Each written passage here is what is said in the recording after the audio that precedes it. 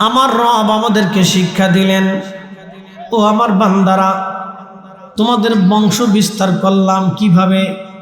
মিন সুলালাতিন মিন mine Mahin, মানুষের নির্গত নির্যাস এক ধরনের বিশেষ পানি, এখান থেকে আমি আল্লাহ রাব্বুল আলামিন তোমাদের বংশ বিস্তার করলাম। আপনার মা ছিল, বাবা ছিল, দাদা ছিল, তারপর দাদা ছিল, এরপরে আপনি এসেছেন, আপনার পরে আপনার সন্তান, তারপরে তার সন্তান, তারপরে তার সন্তান, আপনার ভাতিজা ভাগিনা, আপনার আত্মীয় স্বজন, আপনার প্রতিবেশী, আপনার গ্রামবাসী, এই যে বংশ বিস্তার আমি আল্লাহ করলাম। মানুষের শরীর থেকে নির্গত একটা বিশেষ পানি, এই পানি থেকে বাবা এবং মা দুইজনের পানিটাকে, বাবার পৃষ্ঠদেশ থেকে পানিটা আসে আর মায়ের বক্ষদেশ থেকে পানিটা আসে। এই দুইটা পানিটাকে আমি আল্লাহ মায়ের রেহেমে আধারে জঠরে জড়ের ভিতরে আমি এক জায়গা করলাম, এক জায়গা করে দুইটা পানিটাকে আমি আল্লাহ রিফাইন করলাম। আল্লাহর নবী বলতেছেন, আয়াতের তাফসীর ইবনে কাসির, ইমাম ইবনে কাসির লেখেন, আল্লাহর হাবিব বলতেছেন 40 দিন পর্যন্ত আল্লাহ মায়ের রেহেমের ভিতরে এই পানিটাকে আমার আল্লাহ রিফাইন করতে থাকেন। 40 দিন রিফাইন করার পরে পানিটা রক্তপিণ্ডে পরিণত হয়। এরপরে আরো 40 দিন ওই রক্তপিণ্ডটাকে আল্লাহ রিফাইন করতে থাকেন। খালাকাল ইনসানা মিন আলাক, আল্লাহ যে বলেছেন আমি মানুষ সৃষ্টি করেছি আলাক থেকে, রক্তপিণ্ড থেকে। এটা সেই রক্তপিণ্ড মায়ের আধারে, মায়ের রেহেমের ভিতরে এই রক্তপিণ্ডটাকে আমার আল্লাহ আরো 40 দিন পর্যন্ত রিফাইন করতে থাকে। একসাথে জোরে বলা যাবে কি আল্লাহু আকবার? এটা কি আল্লাহর আইনে না ডাক্তারের আইনে? আল্লাহর আইনে। পৃথিবীতে আসার আগে আপনি কিছুই ছিলেন না, আমি কিচ্ছু ছিলাম না। এই জন্য কোরআন আল্লাহ বলতেছেন, কাইফা তাকফুরুনা বিল্লাহ, তোমরা আল্লাহকে কি করে অস্বীকার করো? তোমরা রবকে কি করে অস্বীকার করো? তোমরা আল্লাহকে কি করে অস্বীকার করো? অকুনতুম আমওয়াতা, অথচ তুমি ছিলে নির্জীব, নিষ্প্রাণ, মৃত, কোনো অস্তিত্বই ছিল না তোমার। তুমি তো কিচ্ছু ছিলে না, তুমি মৃত ছিলে, নির্জীব ছিলে, নিষ্প্রাণ ছিলে, কোনো অস্তিত্বই তোমার ছিল না। আমি রব তোমাকে একজন পুরুষ এবং নারীর মাধ্যমে আমি তোমাকে অস্তিত্ব দিয়েছি। ফাআহইয়াকুম, তোমাকে আমি নিজে রব অস্তিত্ব দিয়েছি। তুমি আমি আল্লাহর অস্তিত্ব দেওয়ার আগে তুমি কিচ্ছু ছিলে না, তুমি নির্জীব ছিলে, নিষ্প্রাণ ছিলে, অস্তিত্বহীন ছিলে, তুমি কিছুই ছিলে না। আল্লাহর ফয়সালাগুলি কত চমৎকার, শুধু বুঝে যাবেন। আল্লাহর কথাগুলি কত সুন্দর, খালি বুঝে যাবেন। আল্লাহর সৃষ্টির পরিক্রমা কত সুন্দর, শুধু আপনি লক্ষ্য করবেন, তাতে আপনি আল্লাহ চিনে যাবেন। নাগাঁওবাসী খুবই মনোযোগ দিবেন। এই যে মায়ের আধারে রেহেমে আল্লাহ আমাদেরকে রাখলেন, এই জন্য বৈবাহিক পদ্ধতিটা হতে হবে পবিত্র।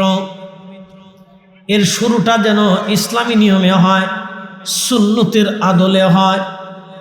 এই জন্য ছেলেমেয়েরা বৈবাহিক বন্ধনটা যেন সুন্নতের আদলে হয়, আল্লাহর আইনে হয়। এই জন্য সর্বপ্রথমে বৈবাহিক নিয়ম পদ্ধতিটাকে মেনে নিতে হয়। সর্বপ্রথমে যখন বিয়ে শাদী হবে, এই জন্য আল্লাহর নবী বিবাহের বন্ধনটা মসজিদের ভিতরেই নবীজি বিবাহের বন্ধন করাইতেন। আল্লাহর ঘরের মধ্যে মসজিদে বিবাহ বন্ধন হতো। আচ্ছা বলেন, সবাই ছেলেমেয়ের বিবাহের জন্য যদি মসজিদে যায়, অজু ছাড়া না অজু করে? জোরে বলেন। আর যদি বাহিরে প্যান্ডেলে হয়, তো অধিক লোকের অজুই নাই, কেউ মুইতেও পানি লয় না। আমার দেশের অনেক কাজী আছে, আলেম ছাড়া যত কাজী আছে, অধিকাংশ কাজী ভালো করে খোঁজ নিয়ে দেখবেন মুইতেও পানি লয় না। অমনি এসে বিয়ে পড়ানোর জন্য, এই বেটা যখন বিয়ে পড়াবে তখন আউযুবিল্লাহ নাই, বিসমিল্লাহ নাই। এই জন্য বৈবাহিক বন্ধনটা ছিল আল্লাহর ঘর মসজিদের ভিতরে। আল্লাহর নবী মসজিদের মধ্যে বিবাহের বন্ধনটা শুরু করেছিলেন। এই জন্য যুবকদেরকে বলবো, বিয়ে করার জন্য মসজিদটাকে তোমরা নিযুক্ত করে নেবা। তোমার বৈবাহিক শর্ত সাপেক্ষ লেখাপড়ার দোয়া খায়ের ওটা যেন আল্লাহর ঘর মসজিদের মধ্যে হয়। আল্লাহ কবুল করুক, জোরে বলেন আমিন। এটা মসজিদে করাটা উত্তম, মসজিদে হওয়া ভালো। এরপরে মিষ্টান্ন হিসেবে নবীজি খেজুর খাওয়াইতেন। সে বিবাহের পদ্ধতিটা কত চমৎকার ছিল। দেনমোহর এত বেশি ছিল না। এখন আমরা 30 লক্ষ পর্যন্ত চলে যাই, 20 লক্ষ পর্যন্ত চলে যাই। যাওয়ার পিছনে কারণও আছে। জামাইরে কেউ বিশ্বাস করবার চায় না, এটা কি 2 দিন পরে থাকবো কি থাকবো না ঠিক নেই তো। কি কথা কর না কে, ঠিক নেই তো। এই জন্য 30 লাখ দিয়ে দাও, বাস শেষ। এবার তুমি যাও না থাকো তোমার চিন্তা। এই জন্য 40-50 লাখও চলে গেছে, দিয়ে যাও। হাজিরিন, নোয়াগাঁওবাসী, বৈবাহিক বন্ধনটা পবিত্রতার মাধ্যমে এটা যেন হয়। কারণ বিসমিল্লাহ যদি অপবিত্রতা আসে তখন আমাদের দুনিয়ার আশাটা, এর ভিতরে বিরাট বড় ঝামেলা। এই জন্য পবিত্রতার বন্ধন, এই বৈবাহিক বন্ধন, বিবাহটা আমাদের দেশের অনেকেই ভাবে বিবাহটা মনে হয় এটা দুনিয়াবি কোনো আনন্দ। কেউ আবার চিন্তা করে এটা আমার নিজের কাম খাইশ পুরো করার জন্য। না না বন্ধু, আমি আমার সবাইকে বলে যাচ্ছি, মায়ের জাতিরা, আমার বোনের জাতিরা, আপনারা যারা শুনতেছেন শুনে নেবেন। যুবক ভাইরা খুব মনোযোগ নেবেন। বিবাহটা শুধু দুনিয়াবি স্বার্থ এখানে লুকায়িত থাকে না। এই বিবাহের পিছনে আপনার বংশ, আপনার রক্ত এবং আপনার সন্তান, আপনার পরিবার, আপনার পরবর্তী নসল এখানে দৃশ্যমান থাকে। আপনার পরবর্তী নসল এখানে দৃশ্যমান থাকে। আপনার বংশ, আপনার সন্তান আসবে, নাতি আসবে, পুতি আসবে, তাদের হালাল বৈধতা এখানে দৃশ্যমান থাকে। শুধু বিবাহটা মানে শ্বশুর বাড়ি যাওয়া, আত্মীয় স্বজন খাওয়া, আনন্দ ফুর্তি করা, বিবাহটা এখানেই না। একটা পবিত্র জীবন হবে।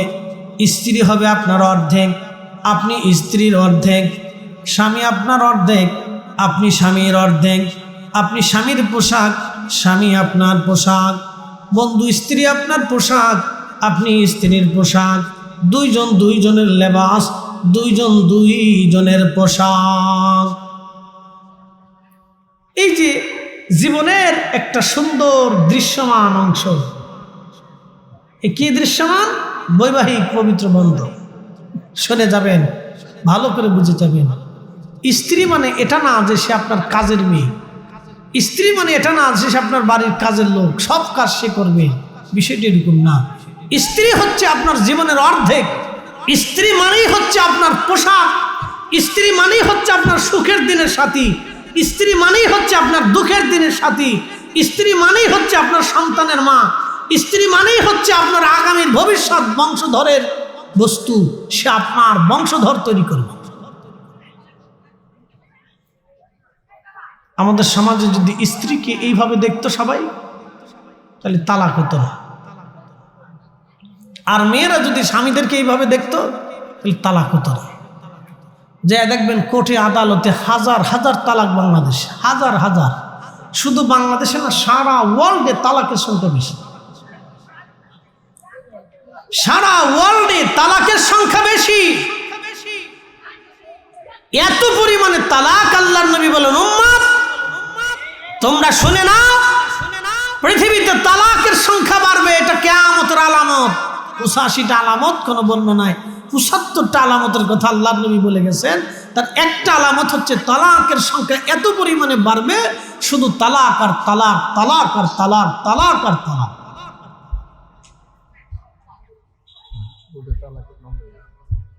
এত পরিমাণে তালাক, মামলা কোর্টে গেলেই শুধু তালাক। কাজীরে জিজ্ঞেস করবেন, কাজী বিয়ে পড়ান কেমন? যেমনি বিয়ে পড়াই এমনি সারাই। বলে দোষ কার? কারো দোষ না, সব দোষ মোবাইলের। সব দোষ মোবাইল, দোষ কারোই না, সব মোবাইলের দোষ। এই জন্য বিবাহটা একটা পবিত্র বন্ধন। প্রিয় নওগাঁওবাসী, খুব মনোযোগ দিবেন। এই বৈবাহিক পবিত্র বন্ধনটাকে আল্লাহ রাব্বুল আলামিন আমাদের জন্য দিয়ে দিয়ে বললেন ওয়া খালাকনাকুম মিন যাকারিন ওয়া উনসা, আমি পৃথিবীতে মানব জাতির সৃষ্টি করেছি একজন পুরুষ একজন মহিলার মাধ্যমে, একজন নারী এবং পুরুষ দিয়া আমি পৃথিবীতে মানব জাতি বানাইলাম। একবার জোরে বলা যাবে কি আল্লাহু আকবার। আল্লাহর নবী নিজে রুটি বানাইতেছে, সুবহানাল্লাহ বলবেন। কে রুটি বানায়? আল্লাহ রাসূল। শুধু রুটি বানান নাই, তিনি এমন একজন পার্সন যিনি যুদ্ধের ময়দানের প্রধান সেনাপতি, তিনি রাষ্ট্রপ্রধান, তিনি ধর্মীয় প্রধান, তিনি ইমানের এক অংশ, তিনি রুটি বানাচ্ছেন। তেনার স্ত্রী 11 জন, মসজিদের ইমাম, নামাজ ঠিক মতো পড়াচ্ছেন, জিহাদে যুদ্ধে যাচ্ছেন, রাষ্ট্র পরিচালনা করতেছেন, বিচার সালিশ করতেছেন, সাহাবায়ে কেরামকে দর্শ দিচ্ছেন, শিক্ষা দিতেছেন, আবার স্ত্রীদেরকে সময় দিচ্ছেন, এতিমের হক ঠিক মতো আদায় হলো কিনা দেখতেছেন, রাষ্ট্রে কে খেয়ে আছে না খেয়ে আছে দেখতেছেন। তিনি একমাত্র ব্যক্তি যিনি মসজিদে নববীতে বসে বসে তিনি ওই সময় এক অন্ধকার জগৎ, পৃথিবীর মানুষ অন্ধকারে নিমজ্জিত, নারী সমাজ যখন কাবা ঘরে উলঙ্গ হয়ে তারা তাওয়াফ করত, প্রকাশ্যে নারীরা জেনা করা হতো, প্রকাশ্যে নারীদেরকে হত্যা করা হতো। মুহতারাম, হেরেম শরীফের পাশেই একটা জায়গা আছে যেখানে মানুষদেরকে, নারীদেরকে জীবন্ত কবর দিত। হেরেমের পাশে সেই জায়গাটা এখনো খালি আছে। যদি কোনোদিন যান তো হেরেম থেকে দেখে আসবেন, যারা আপনাদেরকে হজে নিবে জিজ্ঞেস করবেন যে জীবন্ত নারীদেরকে কোথায় কবর দিত। একবারে হেরেমে ঢোকার সময় জাবালে ওমরের পাশ দিয়ে একটু আগে দিয়ে বাম পাশে দেখতে পারবেন, মাত্র 1-2 মিনিট লাগে। যে সময় মানুষ নারীদেরকে জীবন্ত কবর দিত সেই সময় তিনি, সেই মহান ব্যক্তি, 11 জন স্ত্রী তিনি নিজে গ্রহণ করে নিজে রুটি বানাচ্ছেন। একসাথে বলা যাবেন আল্লাহু আকবার। আম্মা জান আয়েশা বলতেছে, ইয়া রাসূলুল্লাহ আপনার কষ্ট হবে। বলতেছে, আয়েশা রে, আমার কি দায়িত্ব নেই তোমার কাজে সাহায্য করা? আম্মা জান আয়েশা বলতেছে, হুজুর আমার আপনার কষ্ট হবে। প্রিয় নবী বলেন, আয়েশা রে, আমার কি হক নাই, আমার কি দায়িত্ব নাই তোমার কাজে তোমাকে সাহায্য করা? আমারও তো দায়িত্ব আছে। তুমি আমার স্ত্রী, তোমার কাজে সাহায্য করা তো আমারও হক আছে, দায়িত্ব আছে। চিন্তা করেন তো, একজন স্বামী যিনি আল্লাহর নবী 1 নম্বরে রাষ্ট্রপ্রধান, 2 নম্বরে প্রধান সেনাপতি, 3 নম্বর তিনি বিচার সালিশ করেন, 4 নম্বর তিনি শিক্ষা দিচ্ছেন দর্শ, 5 নম্বর তিনি 5 ওয়াক্ত ইমামতি করতেছেন, 6 নম্বর তিনি আবার নিজের কাজ নিজে করে সংসার জুগাচ্ছেন, 7 নম্বর 11 জন স্ত্রী, 11 জন স্ত্রীকে সমান সমান সময় দিলেন, 8 নম্বর এতিম দুস্থ গরিব মিসকিন যা আছে আমার নবী তদারকি করলেন, সারা রাজ্যের ভিতরে যা আছে তদারকি করলেন। 7 নম্বর তিনি এমন একজন ব্যক্তি মহানুভব যিনি রাহমাতুল লিল আলামিন, জীবনে কোনোদিন কোনো যুদ্ধবন্দীকে তিনি কষ্ট দেন নাই। ওনার জীবন যদি আপনি দেখেন তো শুধু আশ্চর্য হবেন যে কি করে সম্ভব। তিনি এক মহানুভব ব্যক্তি, আইব মুক্ত, দোষ মুক্ত, কলঙ্ক মুক্ত, নিষ্কলঙ্ক। আল্লাহু আকবার। ওয়া ইন্নাকা লাআলা খুলুকিন আযীম, মহান চরিত্রের অধিকারী ছিলেন। আল্লাহর জবানের ভাষা একসাথে বলা যাবে আল্লাহু আকবার। স্ত্রী গ্রহণ করেছেন 11 জন, তার ভিতরে একজন আছে বৃদ্ধা, আম্মাজান সাউদা, একবারে বুড়ি, চামড়া ঘুষাই গেছে, চুল পেকে গেছে। আচ্ছা বলেন তো, বুড়ি বৌদি আল্লাহর নবী কি তা করতো? এসে বলতেছে, ইয়া রাসূলুল্লাহ আমি তো একবারে অসহায়, আমার কোনো সম্বল নাই, যদি আপনি স্ত্রী হিসেবে গ্রহণ করেন। আল্লাহর নবী বললেন, ঠিক আছে। একজন বৃদ্ধাকে নবীজি তার নিজের দায়িত্বে নিয়ে এসে স্ত্রী হিসেবে গ্রহণ করে সময়টুকুন তাকে বরাদ্দ করলেন। আম্মাজান আয়েশাকে যে সময় দিতেন আম্মাজান সাউদাকে একই সময় দিতেন। পরে আম্মাজান সাউদা বলেন, ইয়া রাসূলুল্লাহ আমি তো একবারে বৃদ্ধা নারী, তা আমাকে তো এত সময়ের কোনো প্রয়োজন নেই, শুধু দেখা সাক্ষাৎ হলে কথাবার্তা হলেই তো হবে। হুজুর আমার নির্দিষ্ট রাতের সময়টাকা আপনি আয়েশাকে দিয়ে দেন। একসাথে বলা যাবে না আল্লাহু আকবার। তাদের মানসিকতা কত সুন্দর ছিল, কত চমৎকার ছিল তাদের ইনসাফ, ভাগাভাগির নীতি। আর আমাদের দেশে আপন রক্তের ভাই জমিনে ভিডিভিডি করে। কি কথা কর না কেন? মুসলমান আমরা, এটা হওয়ার কথা ছিল মুসলমানদের জিন্দেগিতেও না। মুসলমানদের তো এটা হওয়ার কথা না। মুসলমান তো তাকে বলে আসলামতু লিরাব্বিল আলামিন, যিনি আল্লাহর কুদরতি কদমে নিজেকে সঁপে দেয়। মুসলিম তো সেই তার জীবনের সব কিছু আল্লাহর জন্য করে না। আল্লাহ বলেন সেই মুসলমান। একসাথে বলা যাবে না মারহাবা? সেই মুসলমান। তেলের গাড়ি তেলে চলে,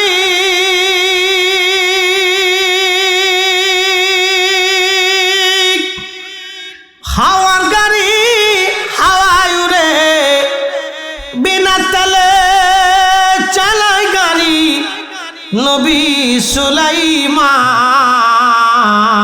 আমরা সেই মুসলমান, আমরা সেই মুসলমান। প্রিয় ভাই আমার, আল্লাহর নবী ফাতেমা রাদিয়াল্লাহু আনহার বিয়ে ঠিক করলেন। হযরত ফাতেমা রাদিয়াল্লাহু আনহার তখন মাত্র 18 বছর বয়স। ফাতেমার বিয়ে দিলেন নবীজি 18 বছর বয়সে, আর আল্লাহর নবী নিজে বিয়ে করলেন 25 বছর বয়সে। হযরত ফাতেমার সাথে আলীর বিয়ে ঠিক হলো। ফাতেমা ঘরের এক কোনায় বসে বসে কান্না করতেছিলেন। নবীজি ফাতেমা রাদিয়াল্লাহু আনহার কাছে গেলেন, ফাতেমা রে তুমি কেন কান্না করো? চোখের পানি মুছে ফেলো ফাতেমা, কান্না করিও না। আমি জানি তুমি দুঃখে কান্না করো। আলীর মতো গরিব ছেলের সঙ্গে আমি তোমার বিয়ে দিলাম। ফাতেমা রে আমি ইচ্ছা করলে মদিনার ধনী পরিবারে তোমাকে বিয়ে দিতে পারতাম। ফাতেমা আমি আলীর সাথে তোমাকে বিয়ে দিয়েছি। ফাতেমা এই জন্য তুমি কাঁদো, কারণ আলী গরিব, আলী ঘরের মধ্যে তেমন কিছুই নাই। ফাতেমা রে কেঁদো না, চোখের পানি তুমি মুছে ফেলো রে ফাতেমা। তোমার স্বামী আমি পছন্দ করি নাই, তোমার স্বামী আরশের মালিক আমার আল্লাহ নিজে পছন্দ করেছে। ফাতেমা চোখ মুছে ফেললেন। নবীজি বললেন আলী তুমি তো বিয়ে করবা, কি আছে তোমার? বলে হুজুর আমার একটা তলোয়ার আছে, আর একটা ঢাল আছে, আর একটা লোহার বর্ম আছে, যে লোহার পোশাক পরে যুদ্ধ করা লাগতো, ঢাল আছে। নবীজি বলে না আলী রে, তলোয়ার আর ঢাল তো যুদ্ধের জন্য প্রয়োজন হবে, বর্মটা আপাতত বিক্রি করে দিয়ে ফাতেমার জন্য কিছু পণ্য সামগ্রী কিনে নিয়ে আসো, কিছু সুগন্ধি নিয়ে আসো, কিছু কাপড় চোপড় তুমি কিনে নিয়ে আসো, সম্ভব হলে ঘরের জন্য প্রয়োজনীয় সামগ্রী নিয়ে আসো। ঢাল বিক্রি করতে গেলেন, বর্ম বিক্রি করতে গেলেন, মাত্র 3 দিরহাম দাম হয়। উসমান গনি ডাক দে বলেন আলী রে কত দাম হলো তোমার বর্মের? বলে উসমান মাত্র 3 দিরহাম দাম বলে। উসমান গনি ডাক দে বলেন আলী রে তোমার আমি 270 দিরহাম দিয়ে দিলাম, ওই বর্মটা তুমি আমারে দিয়ে দাও। জোরে বলেন সুবহানাল্লাহ। এই সামান্য টাকা দিয়ে তিনি বিয়ে করতে গেছে। আর আমাদের বিয়ের চলনের বিরাট ফর্সা সাজাই দিচ্ছে, লক্ষ লক্ষ টাকা খরচা করতেছি বিয়েতে, কিন্তু দুঃখের বিষয় ডেকসেটের চোটে সারা গ্রামের মানুষ ঘুমাইতে পারে না, খালি কুকু কাকু কুকু কাকু কুকু কাকু চলে, রাত ভরে কুকু কাকু কুকু কাকু কুকু কাকু। কি কথা কর না কে? রাত ভরে কি চলে? কুকু কাকু কুকু কাকু কুকু কাকু। শয়তানে কার দারুণ সিস্টেম হয়েছে, সব আমার স্বাস্থ্য ভাইয়ের খালাতো ভাই, কোনো সমস্যা নেই, শয়তানকে আমি বিজয়ী হয়েছি। এই কুকু কাকুর জ্বালায় সারা রাত্রে গ্রামের মানুষ ঘুমাইতে পারে না, চলতেছে। মদিনার নারীরা বিয়ে করার আগে, বিয়ে করার পরে তারা বাসর রাতে কোরআন পড়তো। একসাথে বলবেন আল্লাহু আকবার। তারা কোরআন শরীফ পড়তো, বাসর ঘরে তারা কোরআন পড়তো। হাজিরিন শুনিয়া যান, ফাতেমার বিয়ে কেমন ছোট্ট পরিসরে, জান্নাতের দুলহা দুলহানি সাইয়্যিদাতুন নিসাই আহলিল জান্নাত। तमाम পৃথিবী মাটি খনন করে ফাতেমার মতো এত দামি নারী খুঁজে পাবেন না আপনি। প্রিয় নবী তার জমানে বলেছে সাইয়্যিদাতুন নিসাই আহলিল জান্নাত, জান্নাতের যত রমণীরই জান্নাতে যাবে সব জান্নাতিনী সাইয়্যিদিনী সর্দারিনী আমার ফাতেমা, আমার ফাতেমা। তার আজ বিয়ে হচ্ছে একেবারে স্বল্প পরিসরে, কতই দরিদ্রতার হালতে, কোনো রকম কিছু সুগন্ধি এনে সামান্য কিছু কাপড় চোপড় খরচাবাজি করে বাকি টাকাগুলি হযরত আলী আল্লাহর নবীর হাতে দিয়ে দিলেন। জুর বর্ম বিক্রি করে এটা পেয়েছি, কিছু কিনেছি আর কিছু আপনার হাতে দিলাম। আল্লাহর নবী কিছু টাকা আলীর হাতে দিলেন, কিছু অর্থ ফাতেমার জন্য দেনমোহর ধার্য করলেন। একসাথে বলা যাবে কি মারহাবা। যদি কোনোদিন আপনারা যান মসজিদে নববীর বাবু সালাম 7 নম্বর গেট দিয়ে আগে একটু আগায়া দূরে দূরে আপনি চলে যাবেন হেঁটে হেঁটে, 5 মিনিট সময় লাগতে পারে বাবু সালাম দিয়ে কোনাকুনি যদি হেঁটে চলে যান, তাহলে আপনি দেখবেন হযরত আলী রাদিয়াল্লাহু আনহুর বাড়ি মসজিদ আলী। ওটা মসজিদ বানিয়ে রাখা হয়েছে স্মৃতি সংরক্ষণ করার জন্য। ওটাই ছিল ফাতেমা রাদিয়াল্লাহু আনহার বাড়ি। ওইখানে ফাতেমা আলীকে নিয়ে বসবাস করতেন। একটা ছোট্ট খাট ছিল, এই খাটটা তেমন কোনো মজবুত না, দামি কোনো খাট না, একটা সামান্য চৌকির মতো খাট। এটার উপরে কোনো রকম উন্ডা মাদুর বিছিয়ে থাকতেন। একটা কম্বল ছিল, পায়ে ঢাকলে মাথা বের হতো, মাথা ঢাকলে পা বের হয়ে যাইত। দুঃখের সংসারে হযরত আলী কোনোদিন খাবার আনতে পারতেন, কোনোদিন আনতে পারতেন না। আবার দীর্ঘ পথ জিহাদের ময়দানে চলে গেলে বাড়ি কোনো খাবারই থাকতো না। ফাতেমার বহুদিন ক্ষুধার্ত অবস্থায় চলে গেছে, ঘরেতে বাড়িতে চুলার মধ্যে আগুন জ্বলতো না, শুধু পানি আর খেজুর খেয়ে জীবনের বহু সময় ফাতেমার কেটে গেল। আল্লাহু আকবার। সাইয়্যিদাতুন নিসাই আহলিল জান্নাহ। এমনি হয় নাই নারী সমাজ, ভুলে যাবেন না, ভুলে যাবেন না, একদিন কবরে আপনারও জায়গা হয়ে যাবে। পৃথিবীর কত পুরুষ রাজা মহারাজার কবর করে নিচ্ছিন্ন হয়ে গেল, আপনি তো একজন নারী, আপনার কবরের তো কোনো খোঁজই থাকবে না, এটার তো কোনো খোঁজই থাকবে না।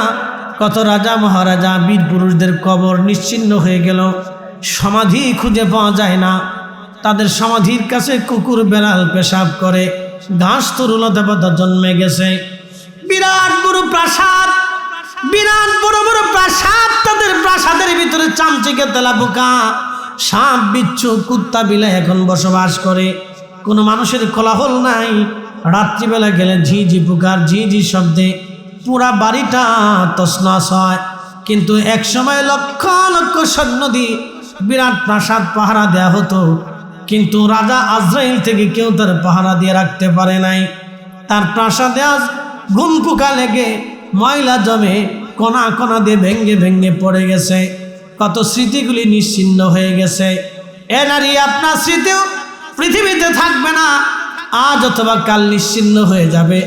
অতএব সাইয়্যিদা ফাতিমাতুজ জাহরা যেইভাবে জীবন গড়েছেন, ওইভাবে আমাদের জীবন গড়তে পারলে প্রত্যেকটা নারীর সন্তান ইমাম হুসাইনের মতো সৈনিক হতো। কথা বলেন ঠিক কিনা? কিন্তু সমস্যা তো আমাদের গোড়াই দোষ। বিসমিল্লাহ। আল্লাহ আমাদের প্রত্যেকটা নারীকে বুঝার তৌফিক দিন, তারা যেন তাদের সন্তানদেরকে আদবী বানাইতে পারে। প্রথম নামটা সুন্দর হতে হবে, দ্বিতীয়ত কোরআন শরীফ তার হাতে, প্রথম হাতে খড়ি কোরআন দিয়ে দিতে হবে। কোরআন শিখানোর সাথে সাথে তাকে আদব লেহাজ শিক্ষা দিতে হবে। তা না হলে বৃদ্ধাশ্রম কিন্তু আপনার জন্য রেডি আছে, তা নাহলে বৃদ্ধাশ্রম আপনার জন্য প্রস্তুত আছে, চিন্তা করবেন না। ওটা আপনার জন্য অপেক্ষা করতেছে, আর মাঝে মধ্যে ডাকতেছে, চাচা চলে আসেন, বেশি দেরি করেন না, আমার এখানে চলে আসেন চাচা, দেরি করেন না, ও বাড়িতে থাকার দরকার নাই, চলে আসেন। বৃদ্ধাশ্রমে থাকবেন, নাতিপুতির চেহারা দেখার আর সুযোগ নেই। যত দিন যাচ্ছে বাংলাদেশে তত দিন বৃদ্ধাশ্রম বাড়তেছে, বৃদ্ধাশ্রমের সিট বাড়তেছে, তালা বাড়তেছে, দিন দিন বাড়তেছে। যত দিন যাবে আপনারা ভাববেন মডার্ন হচ্ছে, ছেলেরা বেশি মডার্ন হচ্ছে, যত মডার্ন হবে তত বৃদ্ধাশ্রম বাড়বে। দিন দিন বাড়তেছে। আগামীর দিনগুলি আমাদের জন্য অশনি সংকেত। পশ্চিমাদের দিকে যত ঢুকবেন ততই বৃদ্ধাশ্রমে থাকতে হবে। দিনগুলি কঠিন হবে, অনেক বড় কঠিন হবে। আফসোস করতে হবে, 1000 কোটি টাকা থাকবে কিন্তু সুখ থাকবে না। আপনারা দেখেছেন বিগত সালে এক চিত্রনায়কের শ্বশুর নিজে মাথায় গুলি করে নিজে আত্মহত্যা করেছেন। কারণ একা একা থাকতে থাকতে আর সহ্য করতে পারেন নাই। সন্তানরা মানুষ হয়েছে কিন্তু প্রকৃত মানুষ হয় নাই। অনেক বড় শিক্ষা দিছে, বাহিরে বাহিরে বাহিরে বাহিরে থাকে, নিজে একাকিত্বে থাকতে না পেরে অস্বস্তিত হয়ে পড়ে নিজে আত্মহত্যা করছে। জীবন থাকার চেয়ে মরে যাবে। বুঝতে পারছেন? বৃদ্ধকালে যদি সন্তানের কাছে বাবার জায়গা না হয়, এর চাইতে বড় অভিশাপ আর শাস্তি কোন মানুষের জীবন আর হতে পারে না। অনেক বড় অভিশাপ এবং অনেক বড় শাস্তি এটা। যদি বৃদ্ধকালে সন্তানের ঘরে বাবা মার জায়গা না হয়, এটা অনেক বড় শাস্তি। নারী সমাজকে বলতেছে, এ নারী, তোমার জন্য যদি একজন বৃদ্ধা মা, একজন বৃদ্ধ বাবা কষ্ট পেয়ে ঘর থেকে বের হয়ে যায়, অথবা তুমি ঘর থেকে বের হয়ে যা, তোমার বৃদ্ধ শ্বশুর শাশুড়িকে কষ্ট দাও, আল্লাহর কসম করে বলি জীবনে মরতে হবে, মৃত্যু হবে, শান্তি হবে না। এই শাস্তি তোমাকে মৃত্যুর আগে পেতেই হবে। এই শাস্তি ওই নারীকে মৃত্যুর আগে পেতেই হবে, তাকে অবশ্যই পেতে হবে এবং তাকে কঠিন শাস্তি ভোগ করতে হবে। দুনিয়াতেও করবে, কবরেও করবে। দুদিন ধরে টেলিভিশনে ভাসতেছে একটা ছেলে নিজের মাকে হত্যা করে ফ্রিজের ভিতরে রাখছে। ছি ছি ছি, কত নিকৃষ্ট! কত নিকৃষ্ট হলে মানব জাতি এত দূর পর্যন্ত নিচে চলে যেতে পারে? সন্তানের কাছে মায়ের নিরাপত্তা নাই, মার কাছে সন্তানের নিরাপত্তা নাই। বুঝতে পারছেন? এটা আমানতের বড় অভাব। এটা সামাজিক অনেক বড় অবক্ষয়, আমাদের অনেক বড় ব্যর্থতা। প্রিয় উপস্থিতি, খুব মনোযোগ দিন, একটু দূরে শুয়ে পড়েন আমার সাথে। আল্লাহুম্মা সাল্লি আলা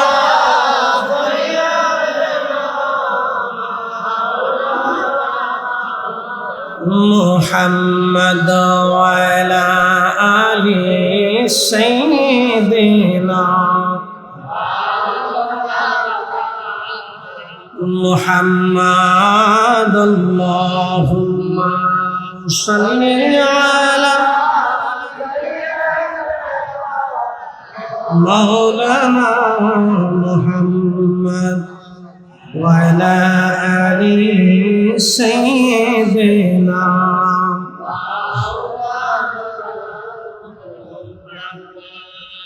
ইমামুল আজম আবু হানিফা রাহমাতুল্লাহ আলাইহি উলামায়ে কেরাম এক জায়গায় বসে দর্শ করতেছেন, দর্শ নিচ্ছেন, ফিকি মাসলা মাসাইল ইলম নিয়ে আলোচনা চলতেছে। তো বাচ্চারা খেলাধুলা করে না, তো খেলতে যায় একটা বল ছুটে এসে ওনাদের মজলিসের মাঝখানে এসে বসছে। অনেকগুলি বাচ্চা, আমার দিকে তাকান, অনেকগুলি বাচ্চা, অনেকগুলি বাচ্চা। কোনো বাচ্চা এই মানে ওলাম আলেমদের মজলিসের ভিতর থেকে বল নিতে সাহস করতেছে না, অনেকগুলি বাচ্চা। কিন্তু হঠাৎ আমার দিকে তাকান, শোনেন শোনেন, এগুলি আমাদের পাপের ফসল, বুঝছেন নি আপনারা? এগুলি আমাদের পাপের ফসল, মনোযোগ দেন।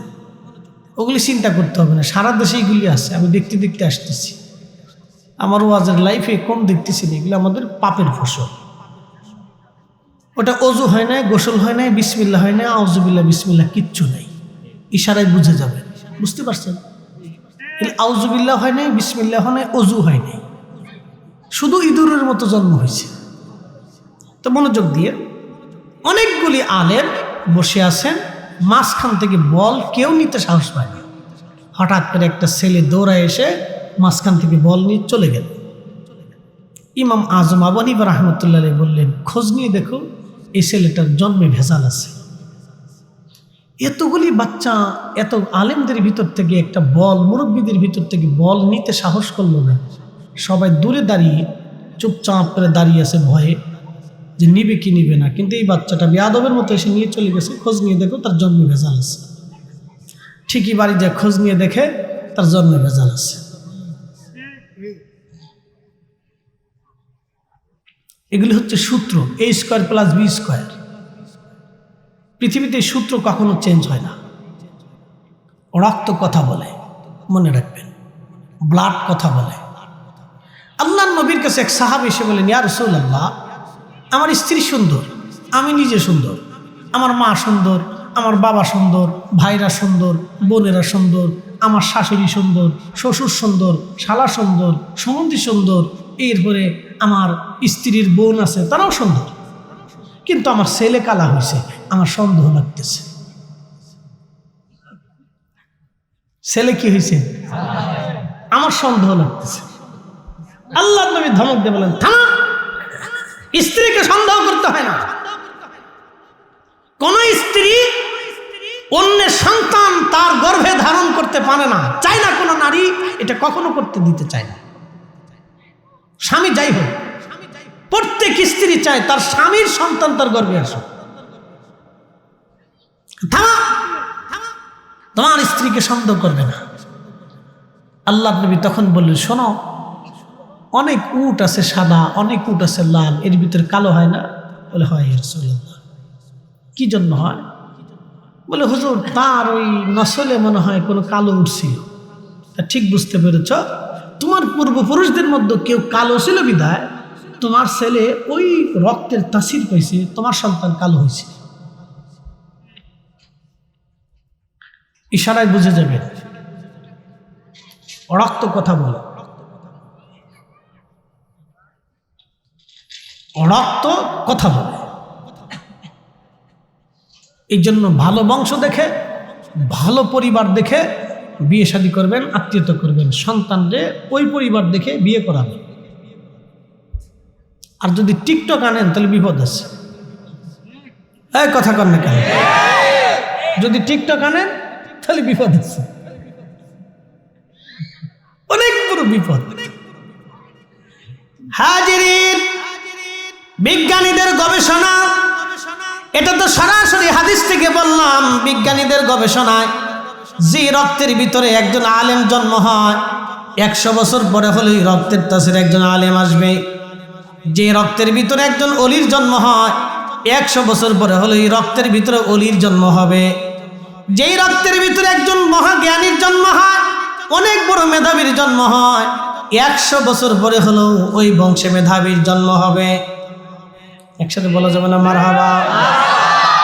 আচ্ছা, আপনাদেরকে প্রশ্ন করি, কাজী নজরুল কি পয়রা মেধাবী? জোরে বলেন। কাজী নজরুল কি পয়রা মেধাবী? না না, পয়রা মেধাবী না, সে আন্ডার ম্যাট্রিক।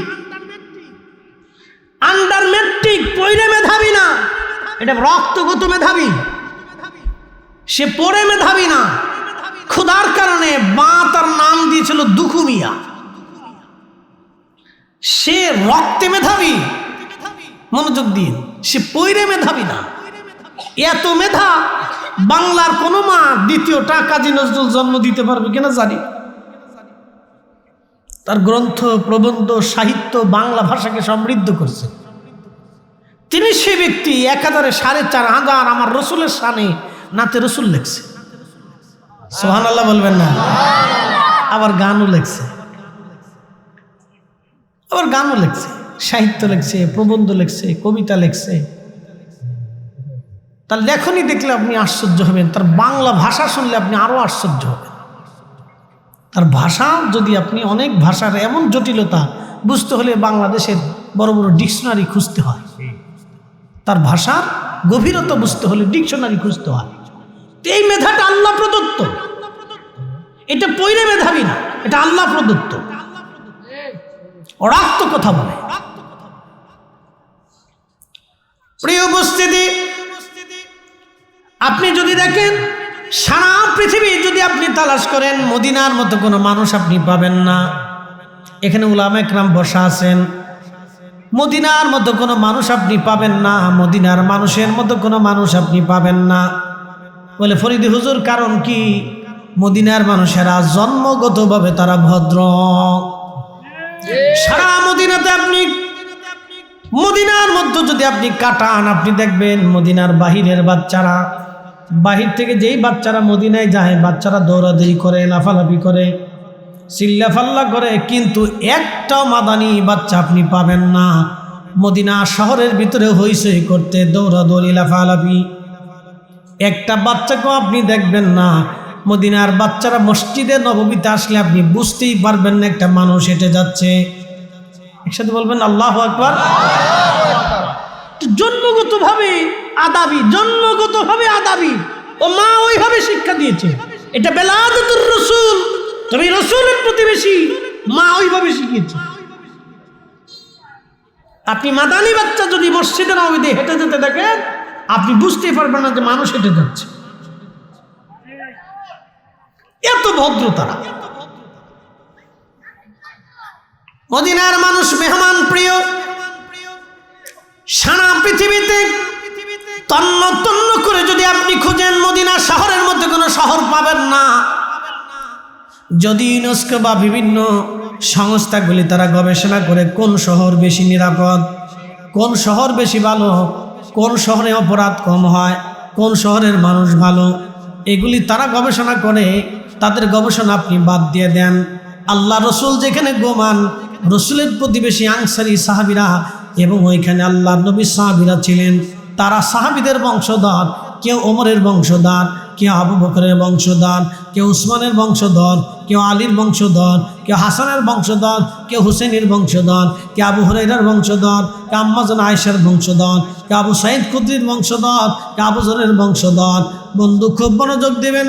কে মেজবানে রসুল হজরতে মেজবানে রসুল হজরতে রসুল করিমের সাহাবায়ে কেরামের বংশধর, আনসারীদের বংশধর, মুহাজিরদের বংশধর, তাদের পুরা বংশধর রক্ত রক্ত রক্ত রক্ত হয়ে আসতেছে। এই জন্য মদিনাতে আপনি কোনো বাচ্চা হইচই করে দেখবেন না। অরিজিনাল মাদানী বাচ্চা যারা, তারা চুপচাপ মদিনাতে মসজিদে আসে, সকালবেলা কোরআন পড়ে, আবার পড়ে হাদিস পড়ে, কোরআন পড়ে, তারা চুপচাপ চলে যায়। তাদের কোনো হইচই দেখবেন না, স্থিরভাবে আসে, আবার স্থিরভাবে তারা হেঁটে হেঁটে চলে যায়, কোনো হইচই পাবে না। কিন্তু বাহির থেকে যে বাচ্চারা দেয়, এরা ওই ফাঁকা জায়গা থেকে দৌড়াদৌড়ি পারাপারি, দৌড়াদৌড়ি পারাপারি। অরিজিনাল মাদানী কোনো বাচ্চা আপনি দেখবেন না, কোনো শব্দ করে না, চুপচাপ আসতেছে, চুপচাপ চলে যাচ্ছে। রক্ত কথা বলে। প্রিয় হাজিরিন, প্রশ্ন রাখবেন মুফতি ফরিদি হুজুর কারণ কি? কারণটা বলে দিয়ে যাই। কিসের জন্য এই মদিনার মানুষগুলি এত ভদ্র, কেন তারা এরকম শরীফ, কিসের জন্য? আমি একটা ঘটনা আপনাদেরকে শোনাই। আল্লাহর নবী দুনিয়াতে তশরিফ আনারও 1000 বছর আগে ইয়ামান দেশের একজন বাদশা ছিল। এই বাদশার নাম হচ্ছে তুব্বা বাদশা। আগে তাদেরকে তুব্বা বলা হতো, তার নাম ছিল হুমায়রি। হুমায়রি বাচ্চা হুমায়রি। ইয়ামানের বাচ্চাদেরকে আগে তুব্বা বলা হতো। যেমন আমাদের ভারতীয় ছিল, মুঘল ছিল, বিভিন্ন সাম্রাজ্য ছিল, সাম্রাজ্যের বাচ্চাদেরকে বিভিন্ন নামে ডাকা হতো। মিশরের বাচ্চাদেরকে ফারাও বলা হতো, ফেরাউন। আর ইয়ামানের বাচ্চাদেরকে তুব্বা বলা হতো। তো হুমায়রি বংশের ভিতরে প্রথম হুমায়রি বাচ্চা, তিনার নাম তুব্বে আওয়াল হুমায়রি, অর্থাৎ প্রথম হুমায়রি তুব্বা বাচ্চা। উনি তাম ইয়ামান অঞ্চল থেকে পৃথিবীর বিরাট একটা অংশের বাচ্চা ছিলেন, খুব প্রতাপশালী বাচ্চা। তো ওনার একটা মাত্রই ছেলে। কয়টা ছেলে? একটা ছেলে। তো ছেলেটা মদিনায় আসার পরে, ওই মদিনা তখন নাম ছিল ইয়াসরিব। এই মদিনাতে আসার পরে 1000 বছর আগে, তখন ওই মদিনার মানুষ ওই ছেলেটাকে এই দাঙ্গা করে মেরে ফেলে দেয়।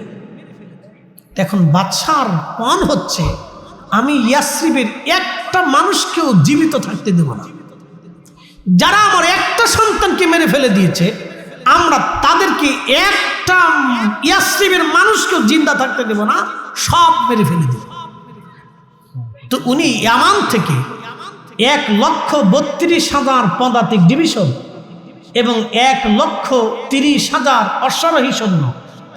বুঝতে পারতেছেন, প্রায় 2.5 লক্ষের উপরে সৈন্য সামন্ত নিয়ে উনি ইয়ামান থেকে মক্কাতে প্রথম আসছেন। হেরে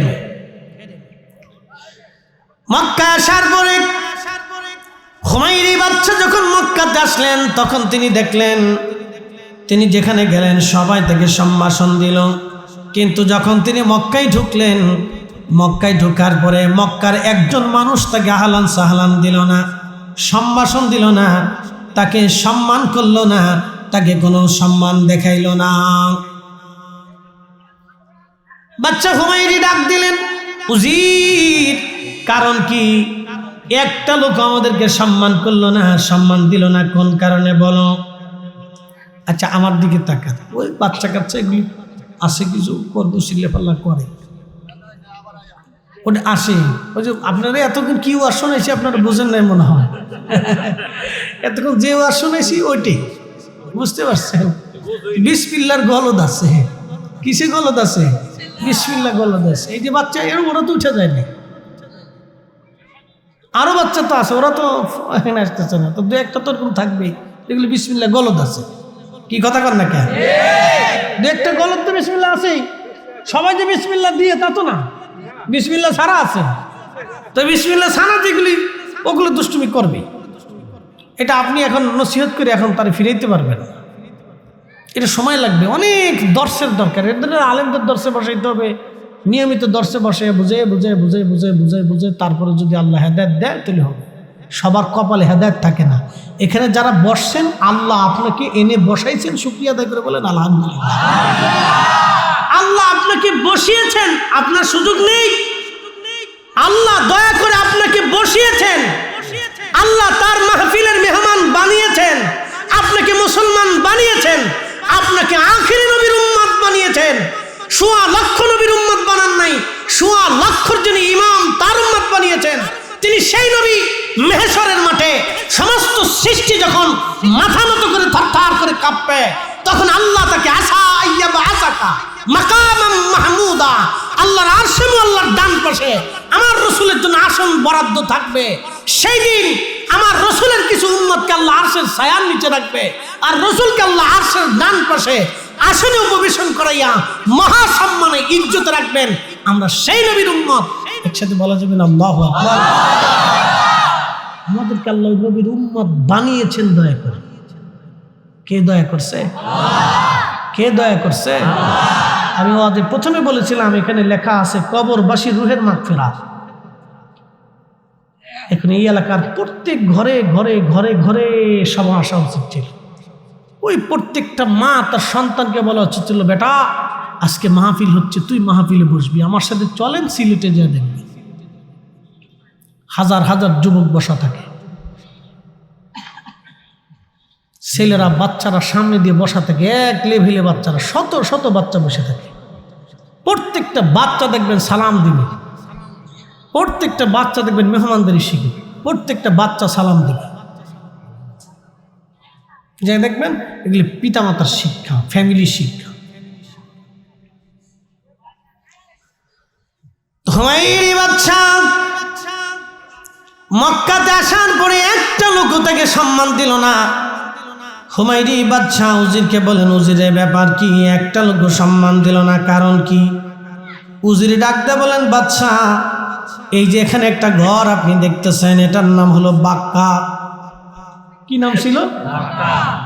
মক্কা না, কিন্তু আগে নাম ছিল বাক্কা। বাক্কা কইলে সবাই চিনত। ইন্না আউয়ালা বাইতিন উদিআ লিন-নাসি লাল্লাযী বিবাক্কাতা মুবারাকান হুদাল লিল আলামিন।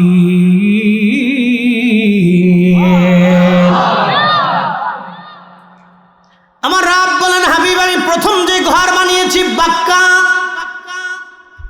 প্রথম যে ঘর বানিয়েছি তার নাম বাক্কা। তামাম সৃষ্টির জন্য এটা হেদায়েতের কেন্দ্রবিন্দু। এজন্য সমস্ত মসজিদের মা হলো কাবা, মসজিদের মা কি? এই জন্য আপনার বাড়ির মসজিদকে যদি সম্মান করেন, মূলত কাবাকে সম্মান করা হবে। আপনার বাড়ির মসজিদের খেদমত যদি করেন, পরিষ্কার যদি করেন, মূলত কাবাকে পরিষ্কার করা হবে। আপনার মসজিদ যদি আপনি সুন্দর করেন, মূলত কাবাকে সম্মান করা হবে। আপনার মসজিদের খাদেম যদি আপনি হয়ে যান, তাহলে মূলত আপনি হেরে মেরে খাদেম হয়ে গেছেন। একবার জোরে বলা যাবে কি মারহাবা। সব মসজিদের মা হচ্ছে কাবা। কাবাকে কেন্দ্র করে সারা পৃথিবীতে হেদায়েত ছড়িয়েছে। এই জন্য মসজিদ মসজিদ মসজিদ মসজিদ হতে হবে, মসজিদে আজান হতে হবে, নামাজ হতে হবে। মসজিদকে কেন্দ্র করে মুসলমানরা হেদায়েত প্রাপ্ত হবে। মসজিদ থাকবে না, দিন থাকবে না। মসজিদ মরে যাবে, দিন মরে যাবে। মসজিদ জিন্দা থাকবে, মুসলমান জিন্দা থাকবে। মসজিদ মরে যাবে, মুসলিম মরে যাবে। এটা কথা মনে রাখবে।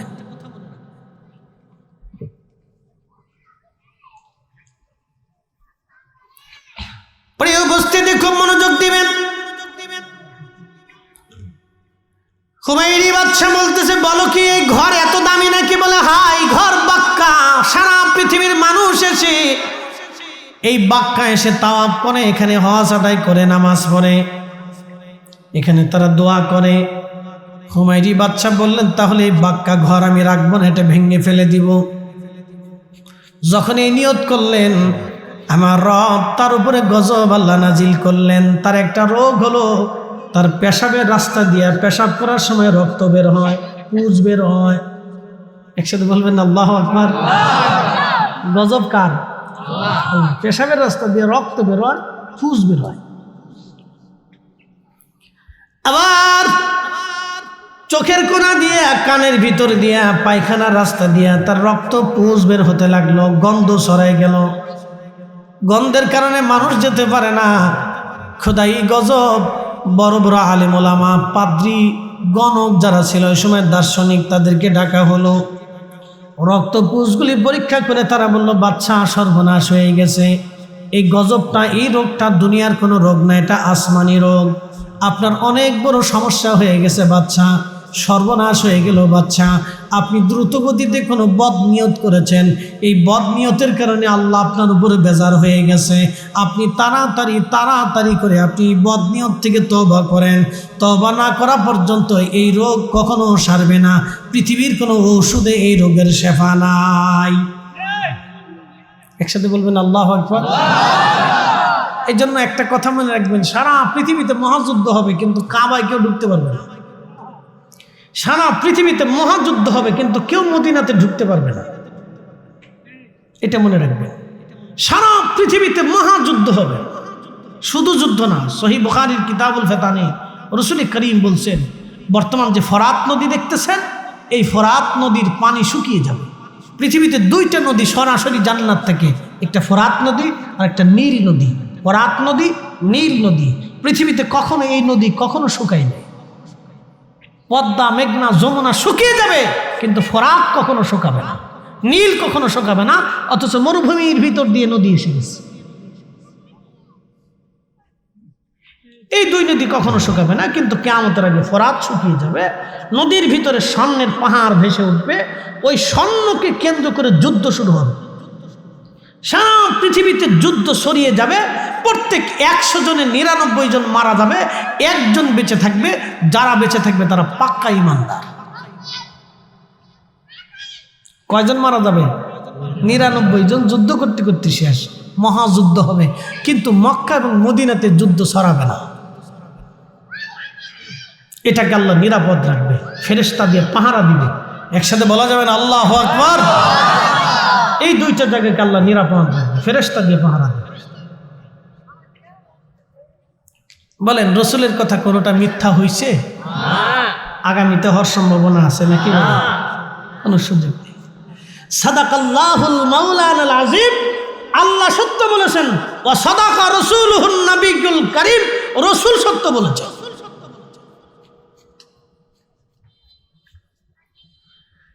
আল্লাহর হাবিব, আল্লাহর নবী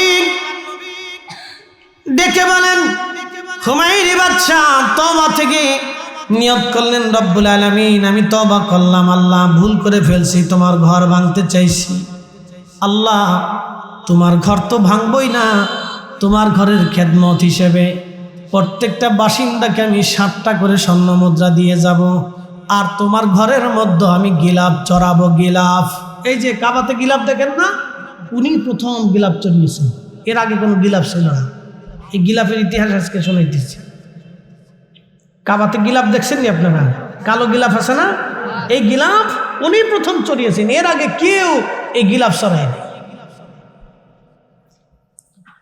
এই হুমায়রি বাদশা তিনি ডাক দিয়েছেন আল্লাহ আমি তোমার ঘরের উপরে গিলাফ চড়াবো তোমার ঘরটাকে আমি চাদর আবৃত করে দিব উনি সর্বপ্রথম রেশমের কাপড় দিয়া স্বর্ণ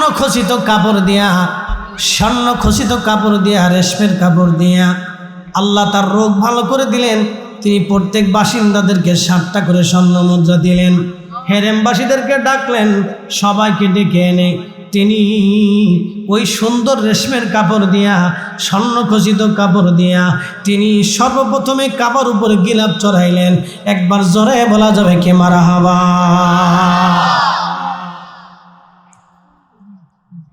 গিলাফ তিনি চড়াইলেন 1000 বছর আগে গিলাফ চড়ানো শুরু হলো এই যে গিলাফ চড়ানো শুরু হলো আর কোনোদিন গিলাফ থেকে কাবাকে মুক্ত করা হয় নাই ওই গিলাফে কাবাকে আবৃত রাখা হয়েছে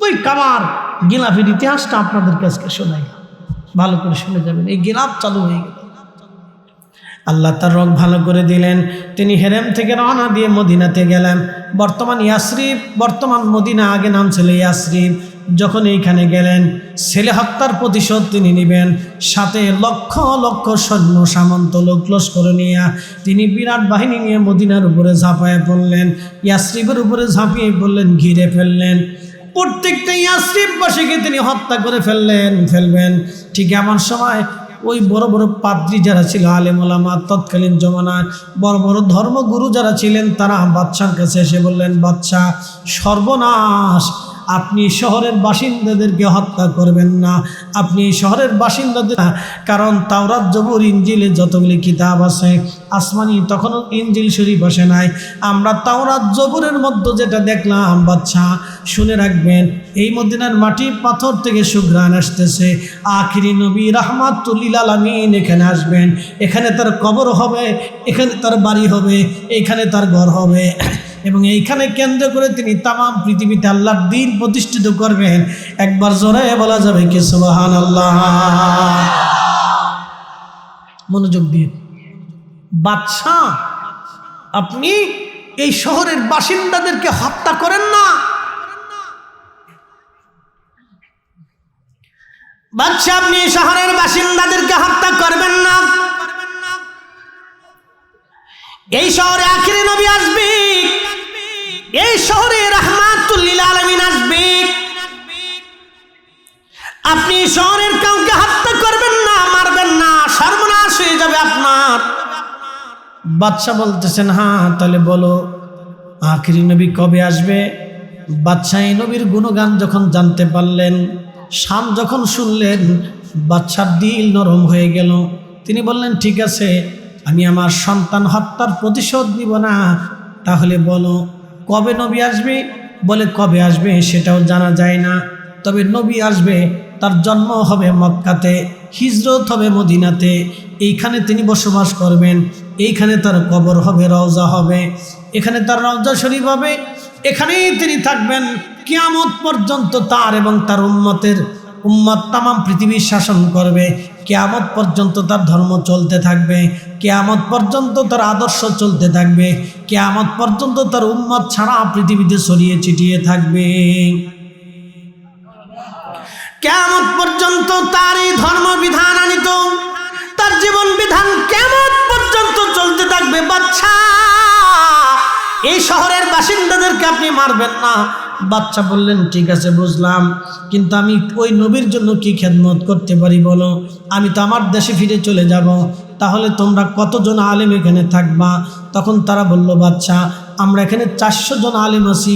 বাচ্চা বললেন, তোমাদের 400 জনের জন্য 400টা বাড়ি আমি আমার অর্থায়নে বাড়ি নির্মাণ করে দিব। আর আখিরি নবী যেহেতু হিজরত করে আসবে, আমি ওই নবীর জন্য একটা বাড়ি বানায় রাখবো। আল্লাহু আকবার। বাচ্চা আল হুমায়রি তুব্বা বাচ্চা, তিনি সুন্দর করে 400 আলেমের জন্য 400টা বাড়ি বানাইলেন। 400 আলেমের জন্য 400টা বাড়ি হলো। সর্বশেষ আমার রসুলের জন্য একটা বাড়ি নির্মাণ করলেন। তিনি একটা চিঠি লিখলেন, ইয়া রাসূলুল্লাহ, ইয়ামানের হুমায়রি বংশের তুব্বা আল হুমায়রি আমি বলতেছি, নবীজি আমার পক্ষ থেকে আপনাকে সালাম। আমি শুনছি আপনি দুনিয়াতে আসবেন, এইখানে আপনার বাসস্থান হবে, এইখানে আপনার হিজরত হবে, এইখানে আপনার কবর হবে, আপনার আনিত ধর্মবিধান আপনি জমিনে প্রচার করবেন। হুজুর, আমি আপনার জন্য একটা বাড়ি নির্মাণ করেছি, আমার পক্ষ থেকে সালাম গ্রহণ করবেন। আর আমি আপনার উপরে ঈমান এনেছি, আপনি দয়া করে আমাকে উম্মত হিসেবে কবুল করে নেবেন। কিয়ামতের ময়দানে আপনি আমাকে সুপারিশ করবেন। একবার জোরে বলা যাবে কি আল্লাহু আকবার? শুধু নাম শুনেই ভালোবেসে ফেলছে, শুধু নাম শুনেই মহব্বত করে ফেলছে। আর আমরা উম্মত হয়েও ভালোবাসতে পারছি না। কি ব্যর্থতা আমাদের, চিন্তা করেন তো। এত বড় বাচ্চা নাম শোনার সাথে সাথেই মহব্বত করে ফেলছে। শুধু মহব্বত করেই নাই, রসুলের জন্য বাড়ি নির্মাণ করছে, আলেমদের থাকার জন্য জায়গা করে দিছে। সে এতগুলি আলেমকে সম্মান করছে। তৎকালীন সময়ে মূসা আলাইহিস সালামের ধর্মবিধানের উপরে যারা আলেম ছিল তাদেরকে সে সম্মান করছিল। এই আলেমদেরকে বাড়ি বানাই দিলেন। বাড়ি বানাই দেওয়ার পরে বাচ্চা হুমায়রি তিনি চলে গেলেন, চিঠিটা রেখে গেলেন। প্রধান যে আলেম ছিল তার হাতে দিয়ে বললেন, আল্লাহর বান্দা, যদি আপনার সময় রসুল আসে তাহলে এই চিঠিটা আপনি আল্লাহ রসুলের কাছে পৌঁছাবেন। যদি আপনার সময় না আসে, আপনি সন্তানকে ওসিয়ত করবেন, সে যেন তার সন্তানকে ওসিয়ত করে, সে যেন তার সন্তানকে ওসিয়ত করে, সে যেন তার সন্তানকে ওসিয়ত করে। এইভাবে ওসিয়তের ভিত্তিতে যেন আমার এই চিঠিটা রসুলের কদম মোবারক পর্যন্ত যেন পৌঁছায়, আপনি দয়া করে আমাকে এই ব্যবস্থাটা করে দিয়ে যাবেন। আল্লাহু আকবার। আমার নবীজি হিজরত করে মদিনার দিকে যাচ্ছেন। এ শুনে রাখেন, মদিনার মানুষ কিন্তু তখনও রসুল দেখে নাই, নবী দেখে নাই, কিন্তু মদিনার মানুষরা মদিনার উপকণ্ঠে এসে রসুলের জন্য দাঁড়ায় রয়েছে, অপেক্ষা করতেছে। দিন যায় রাত আসে, রাত যায় দিন আসে, দিন যায় রাত আসে, রাত যায় দিন আসে, দিন যায় রাত আসে, দিন যায় রাত আসে, রাত যায় দিন আসে।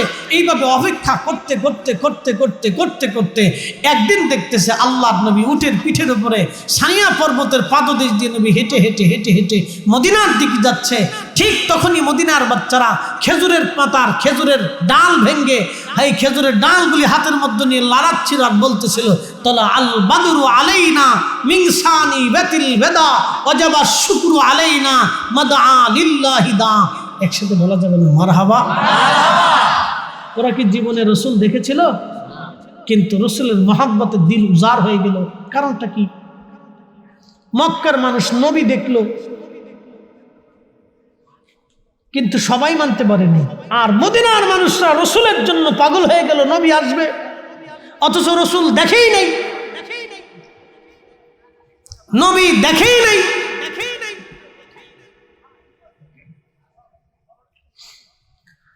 প্রিয় উপস্থিতি আমার, রাহমাতুল লিল আলামিন আমার নবীজি আল্লাহর হাবিব যখন তিনি উপকণ্ঠে পৌঁছালেন, বাচ্চারা গাইতে লাগলো, তলাল বাদরু আলাইনা মিন সানিয়াতিল বেদা ওয়াজাবা শুকরু আলাইনা মাদা লিল্লাহি দা। আল্লাহর নবী পৌঁছাইলেন, সমস্ত মদিনার বাচ্চা কাচ্চা, নারী পুরুষ মহিলা বৃদ্ধরা রসুলের সামনে দাঁড়ায় গেল। খুব আনন্দিত, হই হুল্লা লেগে গেল মদিনায়। ঈদের চাইতে বেশি আনন্দ, মদিনার রাস্তাঘাট বাড়িঘর পরিষ্কার হয়ে গেল। বাচ্চারা এসে বলতেছে, ইয়া রাসূলুল্লাহ, আপনি আমাদের বাড়ি আসেন, আমাদের বাড়ি আমার মা পরিষ্কার করে রাখছে, আপনি আমাদের বাড়ি থাকবেন। ওই বাচ্চা বলে, আমাদের বাড়ি আসেন। ওই বাচ্চা বলে আমাদের বাড়ি আসেন, ওই যুবক বলে আমাদের বাড়ি আসেন, ওই বৃদ্ধ বলে আমাদের বাড়ি আসেন। সবাই বলতেছে ইয়া রাসূলুল্লাহ, আপনি আমাদের বাড়ি আসেন, আপনি আমাদের মেহমান হন, আপনি আমাদের বাড়ির মেহমান হন, আপনি আমাদের মেহমান হন, আমরা জান মাল দিয়ে আপনার সেবা করব। একসাথে বলেন, জোরে বলেন। এই জন্য সারা পৃথিবীর মানুষ একরকম, মদিনার মানুষ আর একরকম। আপনি যদি দেখেন মদিনার মানুষ মেহমান প্রিয়, খুব মেহমান প্রিয়, হাজিদেরকে এরা বেশি খেদমত করে, বিরাট মেহমান প্রিয়ার, শরীফ, ভদ্র, নম্র, এত বিরাট, আপনি সারা পৃথিবীতে মদিনার মানুষের মতো ভদ্র মানুষ কোথাও খুঁজে পাবেন না, পৃথিবীর কোথাও খুঁজে পাবেন না। আপনি সারা পৃথিবী তন্ন তন্ন করে খুঁজবেন, মদিনার বাচ্চাদের মতো এত ভদ্র বাচ্চা পৃথিবীর কোথাও পাবেন না।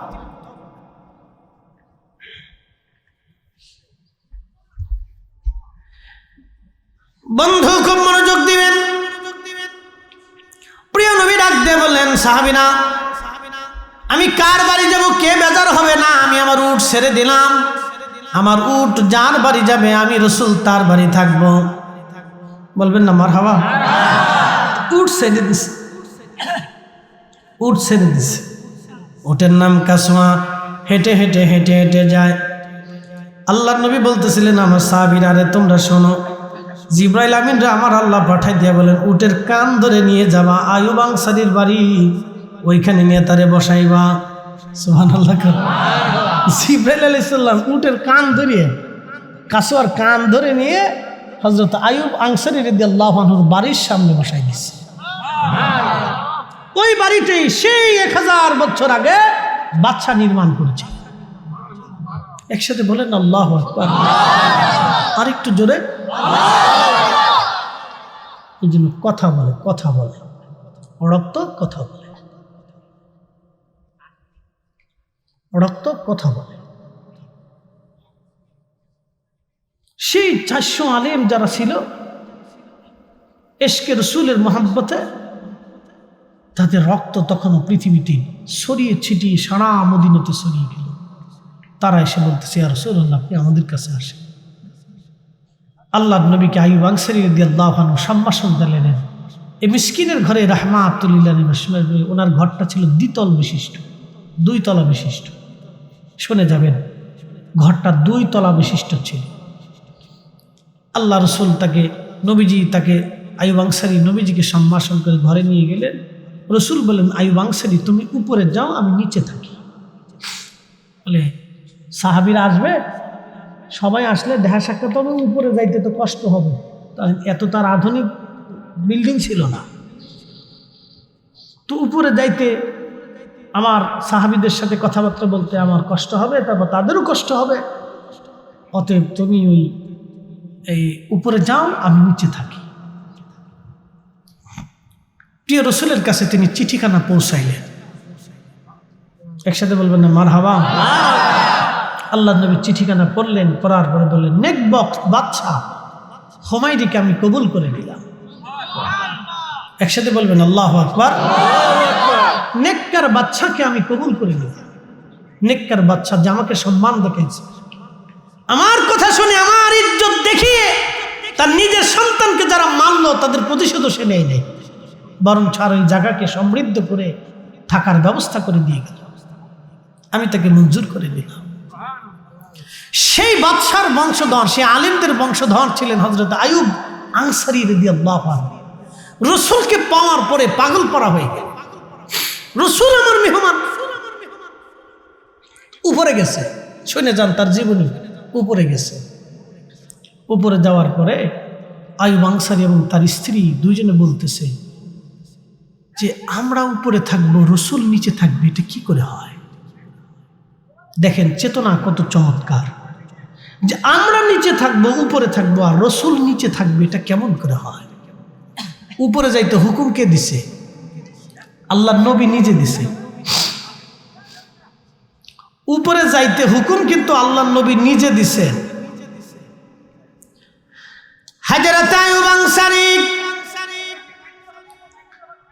রাদিয়াল্লাহু তাআলা আনহু কিসে ও সাম ঠিক আছে, একসাথে বলেন তো আল্লাহু আকবার, নারে তাকবীর,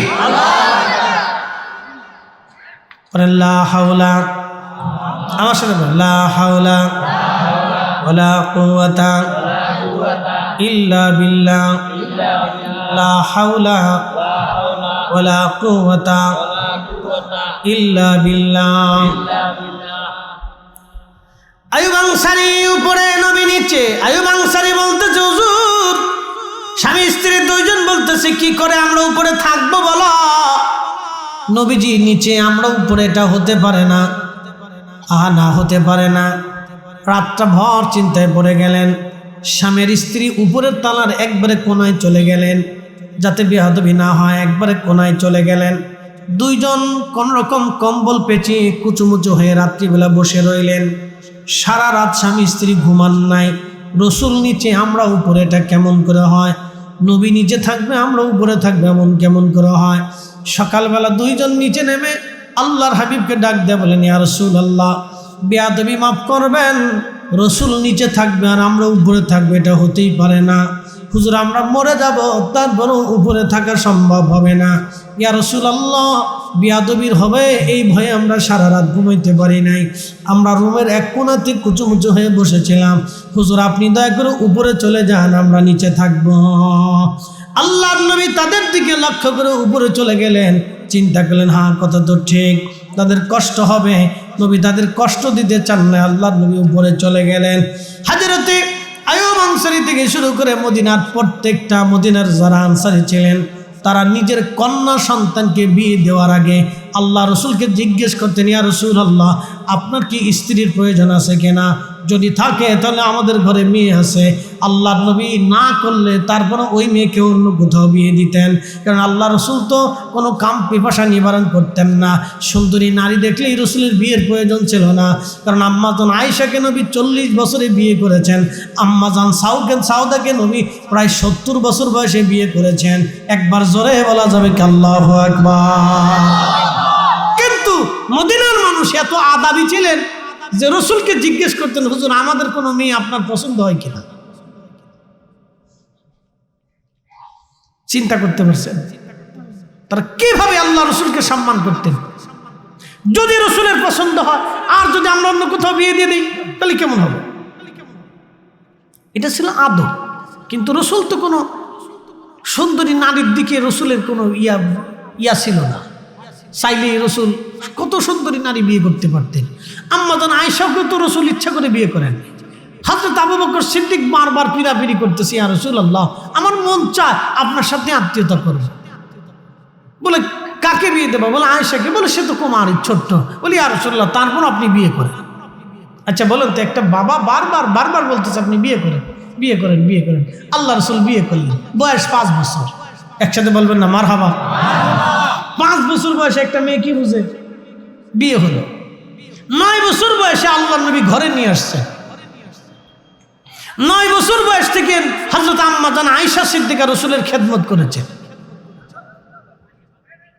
এটা রসুল করিম সাল্লাল্লাহু আলাইহি সাল্লামের প্রতি সাহাবা কিরামের অনাবিল মহব্বত ছিল, হৃদয় থেকে ভালোবাসতেন।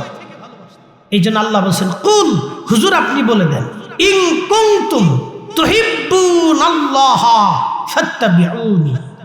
একসাথে বলা যাবে না? আল্লাহু আকবার, আল্লাহু আকবার, লিল্লাহিল হামদু, বিসমিল্লাহির রাহমানির রাহিম।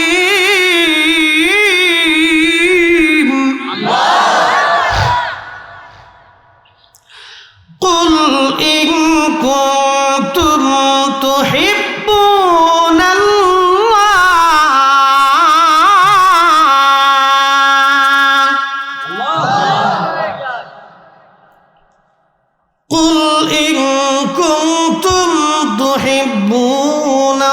তুহিব্বুনাল্লাহ ফাত্তাবিউনি ইউহিব্বুকুমুল্লাহ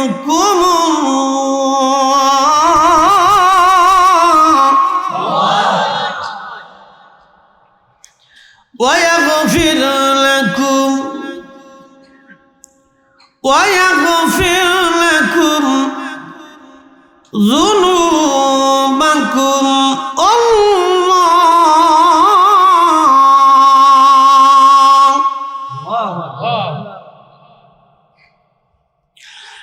ويغفر لكم ذنوبكم الله غفور رحيم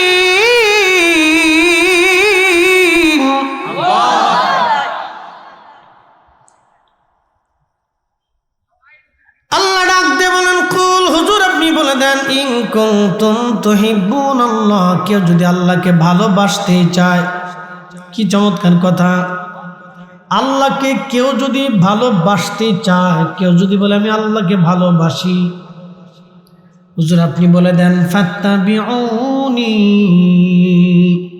সেজন্য আপনি নবীর ইত্তেবা করে অনুসরণ করে অনুসরণটা দিলের মোহাব্বত থেকে আসে মোহাব্বত থেকে আসে ভালোবাসা থেকে অনুসরণ আসে এই ভালোবাসাটা দুই ধরনের একটা হলো মোহাব্বতের সিফাতি আর একটা মোহাব্বতের জাতি মোহাব্বতের জাতি মদিনার মানুষ করতেন সিফাতি তো ছিলই জাতি মোহাব্বত করার কারণে আল্লাহ নবীর জন্য সাহাবীরা জীবন উৎসর্গ করে দিতেন একটা সিফাতি মোহাব্বত এটা হচ্ছে আমি পাগড়ি পরেছি রসুল পরতেন বিদায় পরেছি আমি দাড়ি রেখেছি রসুল রেখেছিলেন বিদায় আমি রেখেছি আমি ঢিলে ঢোলা পোশাক পরেছি রসুল পরেছিলেন বিদায় আমরা পড়েছি আমরা ডান হাতে খাবার খাই খ্রিস্টানরা বাম হাতে খাবার খায় আল্লাহ নবী ডান হাতে খানা খেয়েছিলেন বিদায় আমরা খাই নবীজি খাবার পরে আঙ্গুল চেটেছিলেন বিদায় আমরা এখনো চাটি তিনি বাসন চেটে খেয়েছেন বিদায় আমরা চেটে খাই আল্লাহ নবী দস্তরখানা বিছাইছিলেন বিদায় আমরা বিছাই প্রিয় নবীর সুন্নতগুলি আমরা বেছে বেছে মেনে মেনে চলি কারণ রসুল করেছেন আমরা করি এটা মোহাব্বতের সিফাতি আর একটা মোহাব্বত হচ্ছে মোহাব্বতের জাতি মোহাব্বতের জাতির সিফাতের বেলায় নবী বলছেন মান আহাব্বা সুন্নতি কেউ যদি আমার আদর্শকে মোহাব্বত করে ফাকাদ আহাব্বানি সে আমাকে মোহাব্বত করলো ওমান আহাব্বানি কানা মাই ফিল জান্নাহ যে আমাকে ভালোবাসলো সে আমার সঙ্গে আল্লাহর জান্নাতে চলে গেল একবার জোরে বলা যাবে কি সুবহানাল্লাহ আর একটা মোহাব্বত মোহাব্বতের জাতি লা ইউমিন লা ইউমিন লা ইউমিন ইমানদার তুমি হবে না হাত্তা আকুনা হাব্বা ইলাইহি মি ওয়ালিদিহি ওয়া বালাদিহি ওয়ান নাসি আজমাইন ছেলে সন্তান পিতা মাতা দুনিয়ার সব ব্যক্তির চাইতে আমি রাসূলকে যদি ভালোবাসতে না পারো তাহলে তুমি ঈমানদার হবে না ঈমানদার হবে না খুব মনোযোগ দিয়ে কথা শুনবেন